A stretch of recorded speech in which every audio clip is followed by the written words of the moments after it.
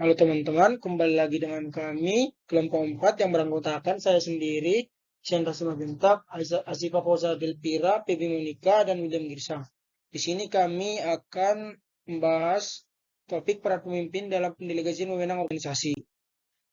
A. Pengertian delegasi, pendelegasian, delegasi wewenang, dan kepemimpinan. Delegasi adalah suatu pelimpahan wewenang dan tanggung jawab formal kepada orang lain untuk melaksanakan kegiatan tertentu. Pendelegasian wewenang adalah penyerahan wewenang kepada pejabat yang ditunjuk untuk membuat suatu ketetapan atau melaksanakan tugas dalam suatu bidang tugas tertentu. Kepemimpinan adalah kemampuan seseorang mempengaruhi dan memotivasi orang lain untuk melakukan sesuatu sesuai dengan tujuan bersama. Pendelegasian wewenang menurut para ahli. 1. Menurut Ralph C. Davis, delegation of work is merely the phase of the process in which the incumbent. Artinya, pendelegasian wewenang hanyalah tahapan dari suatu proses ketika penyerahan wewenang berfungsi melepaskan kedudukan dengan melaksanakan pertanggungjawaban. 2. Melayu SP Hasibuan. Pendelegasian wewenang adalah memberikan sebagian pekerjaan atau wewenang delegator kepada delegate untuk dikerjakan atas nama delegator. Jenis-jenis delegasi. 1. Delegasi umum, yaitu pihak bawahan yang mendapat wewenang dari atasan untuk mengerjakan berbagai fungsi manajemen umum seperti penempatan, pengarahan, perencanaan, pengorganisasian, serta pengawasan. 2. Delegasi khusus adalah delegasi yang berhubungan tugas khusus. Contohnya pemberian wewenang pada seorang penjual untuk bisa mengumpulkan uang dari para debiturnya. Yang ketiga, delegasi formal, yakni dipilih berdasarkan struktur organisasi yang ada di perusahaan tempat bekerja. Yang keempat, delegasi informal merupakan delegasi yang langsung dilakukan oleh bawahan meskipun tanpa adanya pemberian wewenang dari atasan.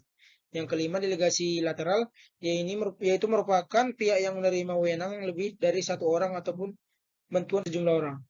D. Tujuan delegasi yaitu 1. Mengefektifkan dan mengefisienkan organisasi yang ada. Yang kedua, untuk lebih memfokuskan hal yang lebih penting. Yang ketiga, untuk memberikan bantuan pada atasan. Yang keempat, untuk memberi motivasi kepada karyawan. Yang kelima, untuk membantu bawahan agar lebih tumbuh dan berkembang dalam karirnya. Manfaat delegasi ada 7, yakni 1. Agar perusahaan atau organisasi tetap berputar dan efektif serta efisien. Yang kedua, membuat atasan lebih fokus kepada hal yang lebih utama sehingga roda perusahaan tetap berputar. Yang ketiga, membantu atasan untuk bisa memperhitungkan setiap keputusan. Yang keempat, memberi kesempatan pada semua orang dalam perusahaan untuk memberi peran. Yang kelima, memotivasi seluruh pihak untuk selalu berorientasi pada sasaran. Yang keenam, memberi kesempatan pada bawahan untuk tumbuh. Dan yang ketujuh, memberi informasi untuk belajar dari kesalahan. F. Kegiatan terjadi ketika delegasi dilakukan. 1. Pendelegasian menetapkan dan memberikan tujuan dan tugas kepada bawahan. Yang kedua, pendelegasian melimpahkan wewenang yang diperlukan untuk mencapai tujuan atau tugas. Yang ketiga, penerimaan delegasi yang menimbulkan kewajiban atau tanggung jawab. Pendelegasian menerima pertanggungjawaban bawahan untuk hasil-hasil yang dicapai. G. Peranan pemimpin dalam pendelegasian wewenang. 1. Menetapkan atau memberikan tanggung jawab kepada seseorang. Yang kedua, memberikan wewenang untuk berbuat sesuatu. Dan yang ketiga, membuat suatu pertanggungjawaban yang berkewajiban secara langsung dan menyelesaikan tugas yang sudah disepakati.